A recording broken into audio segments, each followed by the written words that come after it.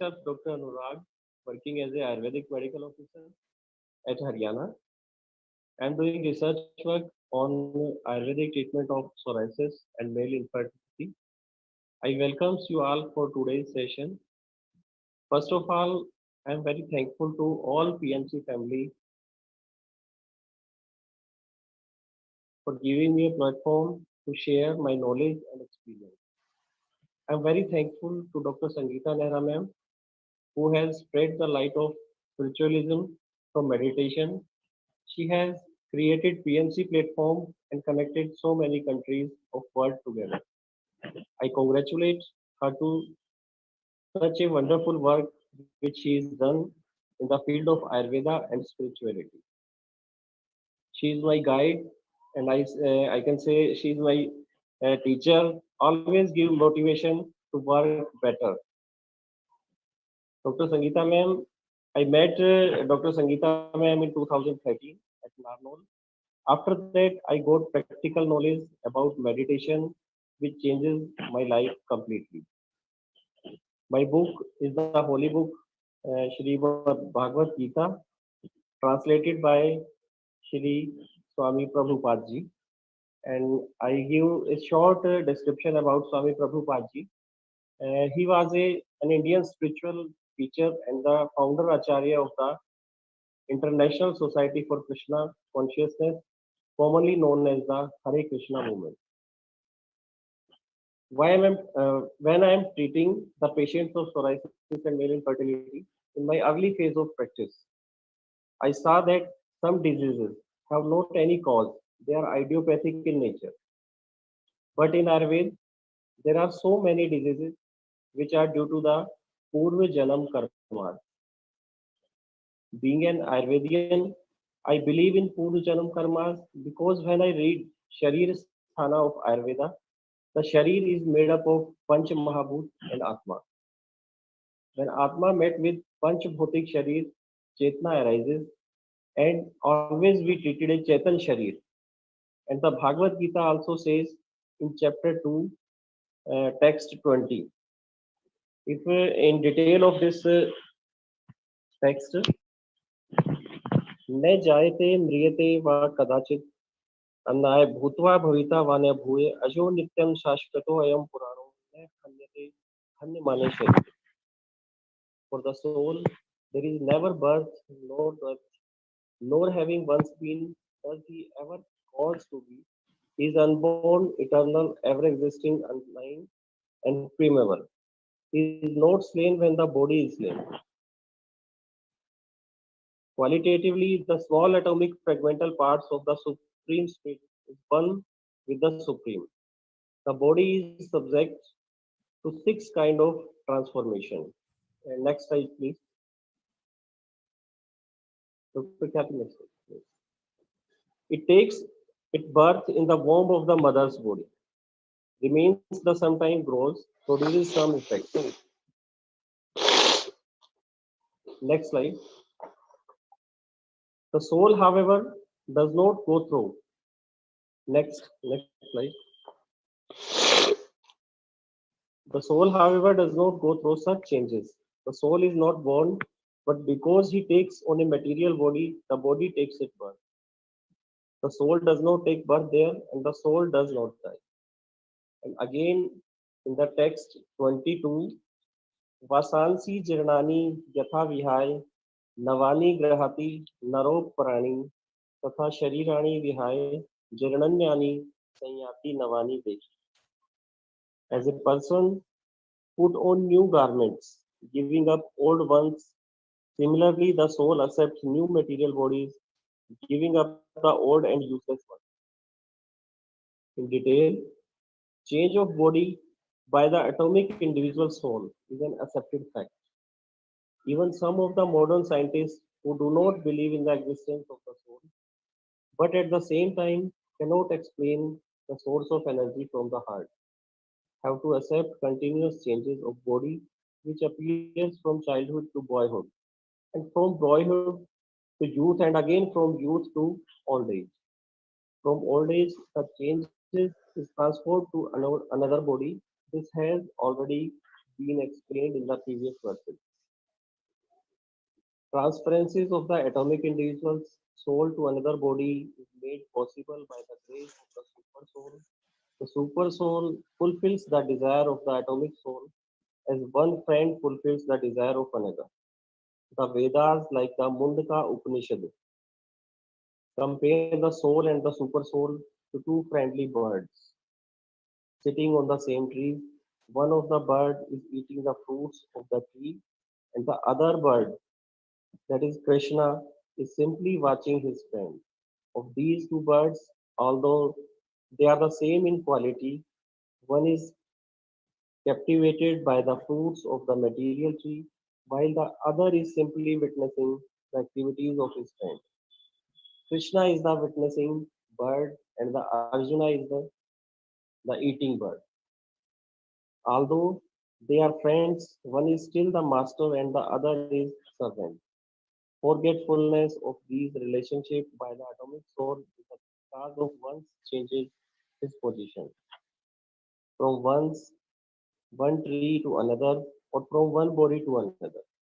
The Jiva soul is struggling very hard on the tree of the material body, but as soon as he agrees to accept the other bird as the supreme spiritual master, as Arjuna agreed to do by voluntary surrender into Krishna for instruction. The subordinate bird immediately becomes free from all limitations. So the concept of Purva Janam Karma is absolutely true. And today, people living very stressful life, which has due to the many reasons like their daily lifestyle, work culture, etc., due to which patients of psychosomatic disorders increases day by day. For these psychosomatic disorders, I uses many Ayurvedic herbs which has excellent results, and meditation also have very good results. What is the right way of meditation? Next slide. What is the right way of meditation? In chapter 6 of Bhagavad Gita, Dhyana Yoga, the right way of meditation described in the text 11 and 12. But he says,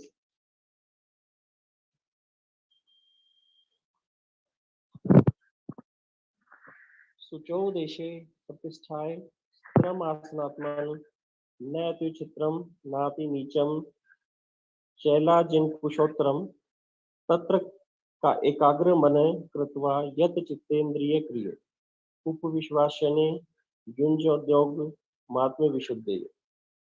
To practice yoga, one should go to a scheduled place and should lay kush grass on the ground and then cover it with a deer skin and a soft cloth. The seat should neither be too high nor too low and should be situated in a flat place. The yogi should then sit on it very firmly and should practice yoga by controlling the mind and the senses, purifying the heart and fixing the mind on one point. Third place refers to place of pilgrimage. In India, the yogis, the devotees all leave homes and reside in scared places such as Prayag, Mathura, Vrindavan, Rishikesh, and Haridwar. And in solitude, practice yoga where the scared rivers like the Yamuna and the Gangas flow. But often this is not possible, especially for Westerners. The so-called yoga societies in big cities may be successful in earning material benefits, but they are not at all suitable for the actual practice of yoga. One who is not self-controlled and whose mind is not undisturbed cannot practice meditation. Therefore, in the Brahmana Purana, it is said that the Kali Yuga, when the people in general are short-lived, slow in spiritual realization, and always disturbed by various anxieties, the best means of spiritual realization is chanting the holy name. Again, in the text 13 and 14. समम काय शिरोग्रीवम भार्यांचलम स्थिर संप्रेक्ष्य नासिकाग्रम स्वम दिशश्च अवलोकनम प्रशांतात्मा विगत विभ्रमचारी व्रते स्थित मन संयमम वंचितो युक्त आसित तत्पर. One should hold one's body, neck, and head erect in a straight line and stare steadily at the tip of the nose. Thus, with an unagitated, subdued mind, devoid of fear, completely free from sex life, one should meditate upon me within the heart and make me the ultimate goal of life. In detail, the goal of life is to know Krishna, who is situated within the heart of every living being as Paramatma.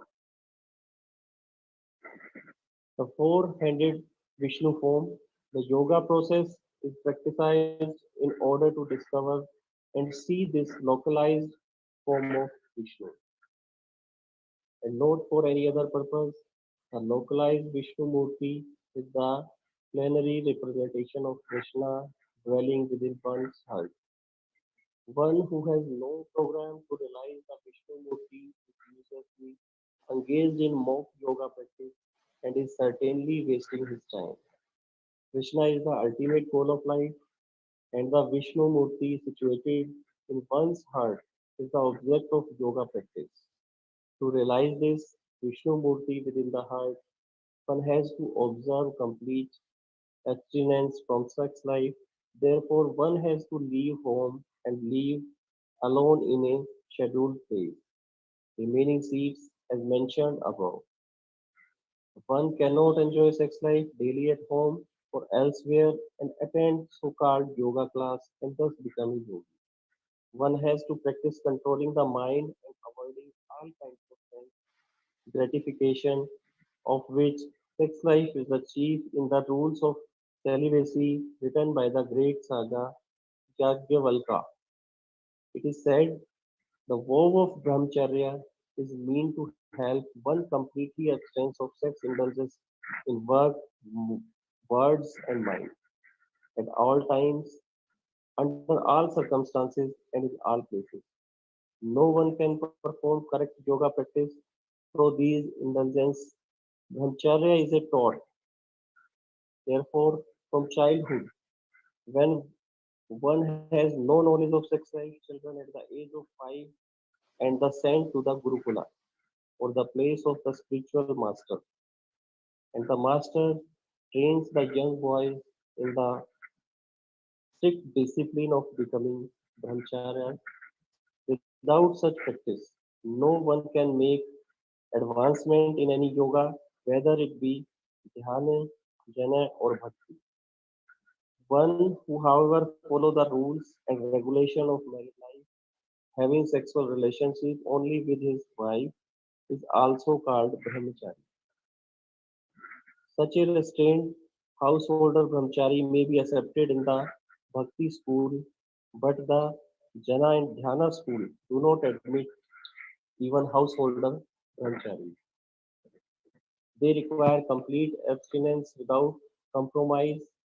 In the Bhakti school, a householder brahmachari is allowed controlled sex life because the cult of Bhakti Yoga is so powerful that one automatically loses attraction, being engaged in the selfless service of the Lord, whereas others are forced to restrain themselves from sense gratification.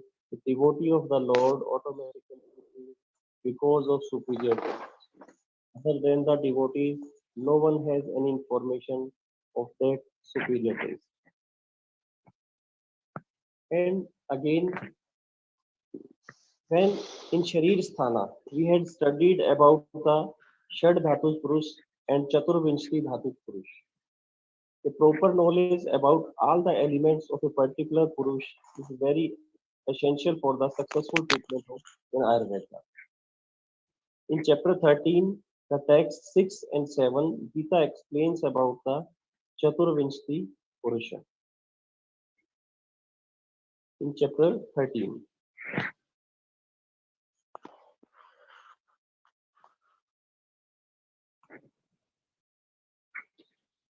महाभूतान्य अहंकारो बुद्धिर्व्यक्तमेव च इंद्रियाणि दशकै च पंच इंद्रिया गोचरा इच्छा द्वेष सुखम दुखम संगातश्च चेतना धृति एतत् क्षेत्रम समासेन से विकार मुदाह. The five great elements, false ego, intelligence, and the unmanifested, the ten senses, the mind, and the five sense objects. Desire, hatred, happiness, distress, the aggregate, the life symptoms, and the convictions. All these are considered in summary to be the field of activities and its interaction. From all the authoritative statements of the great sagas, the Vedic hymns, and the aphorism of the Vedanta Sutra, the components of this world are earth, water, fire, and other. These are the five great elements. Then there are false ego, intelligence, and the unmanifested stage of three modes of nature. Then there are five senses for acquiring knowledge: the ears, eyes, nose, tongue, and touch. Then five working senses: voice, legs, hands, anus, and the genitals. Then above the senses, there is the mind, which is within and which can be called the sense within. Therefore, including the mind, there are 11 senses altogether. Then there are the five objects of the senses: smell, taste, warmth, touch, and sound. Now, the aggregate of these 24 elements is the card of field of activity, and according to Ayurveda, this is the Chaturvinshti Tattva. If one makes an analytical study of these 24 subjects, then he can very well understand the field of activity. Sri Bhagavad Gita also explains about the three mode of material nature: sattva, ras, and tam. The three manas guna, according to Ayurveda: sattva, ras, and tam. In the chapter 14, the text 5. Sattvam rajastam iti guna prakriti sambhava nibadhanti mahabhao dehin navaya. Material nature consists of three modes: goodness, passion, and ignorance. When the living entity comes in contact with nature, it becomes conditioned by these modes. And in the text, Tatra Sattvam. What is Sattva? Sattva Guna. Tatra Sattvam Nirmala Swaprakasanam Sukh Sangin Pandhyati Jnana Sangin Chanaka. It means the mode of goodness, being purer than the others, is illuminating and it free one from all shameful reactions. Those situated in that mode develop knowledge, but they become conditioned by the concept of happiness. In details, the living entities conditioned by material nature are of various types. One is happy, another is very active, and another is helpless. All these type of psychological manifestations are causes of entities conditioned status in nature. How they are differently conditioned is explained in this section of Bhagavad Gita. The mode of goodness is first considered. The effect of developing the mode of goodness in the material world is that one becomes wiser than those otherwise conditioned. The man in the mode of goodness is not so much affected by the material miseries, and he has a sense of advancement in material knowledge. The representative type is the Brahmana, who is supposed to be situated in the mode of goodness. This sense of the happiness is due to understanding that in the mode of goodness, one is more or less free from sinful reactions. Actually, in the Vedic literature, it is said that the mode of goodness means greater knowledge and a greater sense of happiness. The difficulty here is that when a living entity is situated in the mode of goodness, he becomes conditioned to feel that he is advancing in knowledge and is better than the others. In this way, he becomes conditioned. The best examples are the scientist and the philosopher. Each is very proud of his knowledge, and because they generally improve their living conditions, they feel a sort of material happiness. This sense of advanced happiness is conditioned life make them bound by the mode of goodness of material nature. As such, they are attracted towards working in the mode of goodness, and as long as they have an attraction for working in that way, they have to take some type of body in the modes of nature. Thus, there is no likelihood of liberation or of being transferred to the spiritual world. Repeatedly, one may become a philosopher, a scientist, or a poet, and repeatedly become entangled in the same disadvantages of birth and death. But due to the illusions of the material energy, one thinks that sort of life is pleasant. And in the text 7, what is Rajogun? He told about the Rajogun. Rajo Ragatvamakam Vidhi Krishna Sangam Samudvam Tanni Badhati Konte Karam Sangi Dehinam. It means the mode of passion is born of unlimited desires and longings. O son of Kunti, and because of this, one is bound to material fruitive activities. In detail, the mode of passion is characterized by the attraction between man and woman. Woman has attraction for man, and man has attraction for woman. This is called the mode of passion. And when the mode of passion is increased, one develops the hankering for material enjoyment. He wants to enjoy sense gratification. For sense gratification, a man in the mode of passion wants some honor in society or in the nation.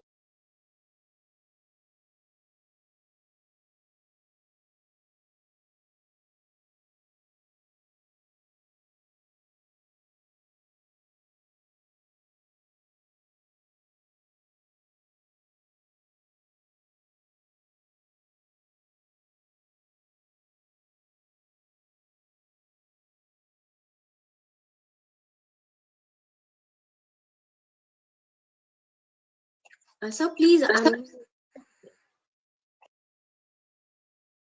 As long as one is hankering after these things, he has to work very hard. Therefore, it is clearly stated here that he becomes associated with the fruits of his activities and thus become bound by such activities. In order to please his wife, children, and society, and to keep his prestige, one has to work. Therefore, the whole material world is more or less in the mode of passion.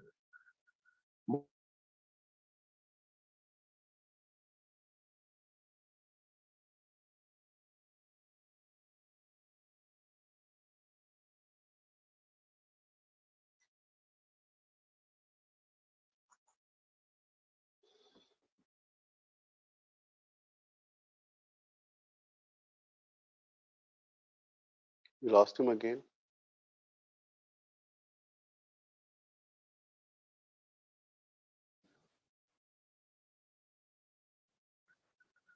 If there is no liberation for those in the mode of goodness,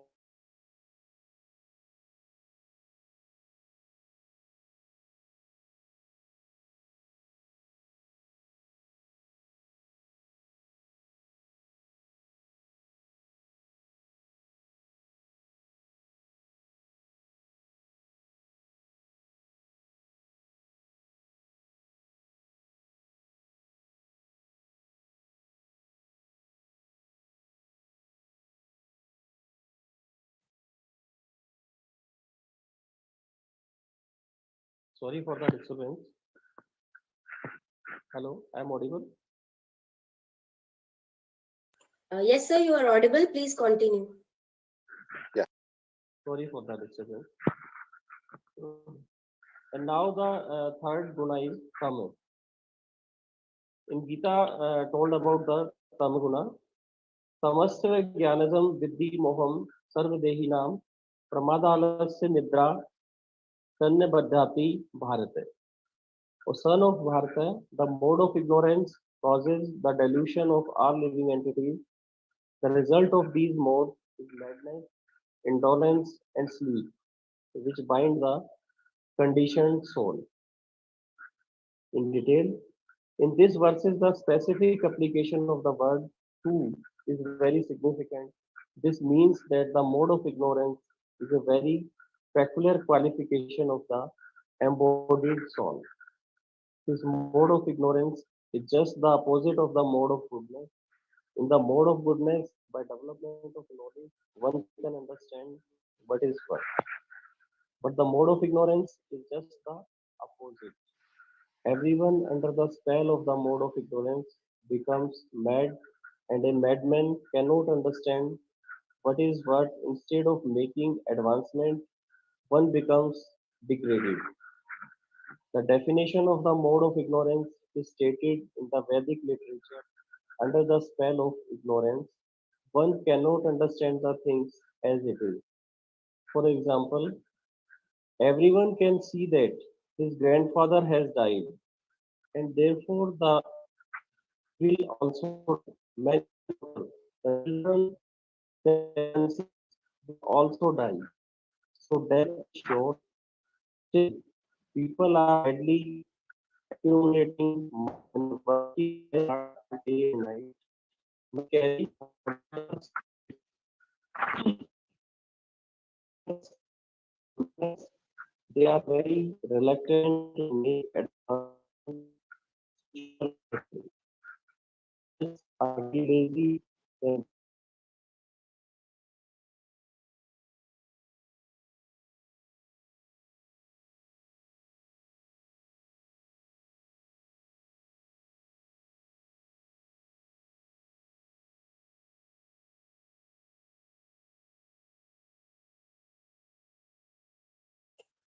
Sir, Dr. Anurag, are you connected?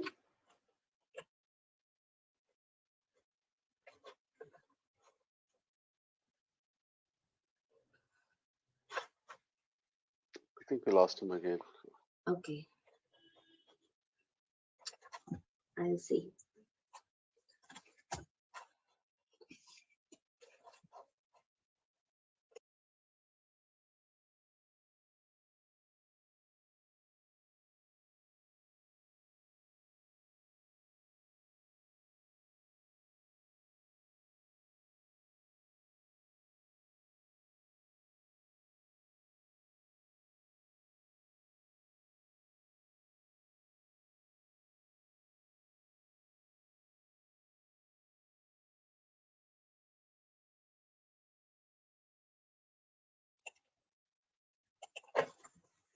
Dr. Anurag, are you here? Am I audible to you? I don't think so. Okay, so okay, no, no problem. This is there only. hello. Hello, Hanji sir. Yes, sir. Yeah. Am I audible to you? Yes, yes. Okay, sir. I'll share your slide again, and you can continue. And the third time, Guna, and the time,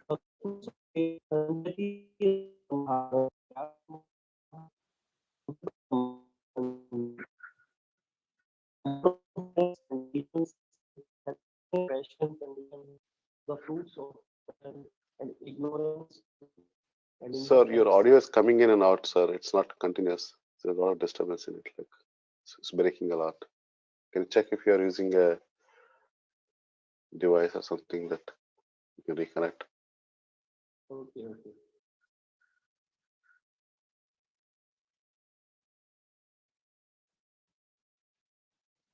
Now my voice is clear. It's better. Hello. It's better. Okay. And in the text 10, Rajastamas bhive sattvam bhavati bharate raja sattvam tamaschaiv tam sattvam rajasatha. It means sometimes the mode of passion becomes prominent, defeating the mode of goodness, o son of Bharata, and sometimes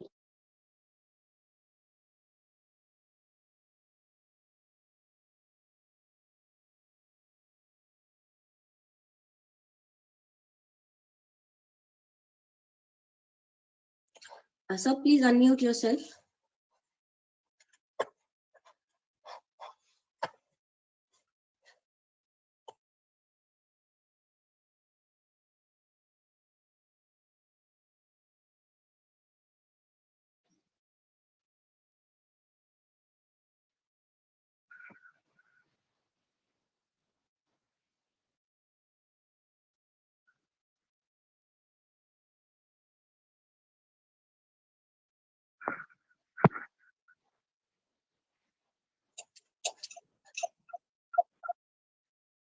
Dr. Anurag, sir, please unmute yourself.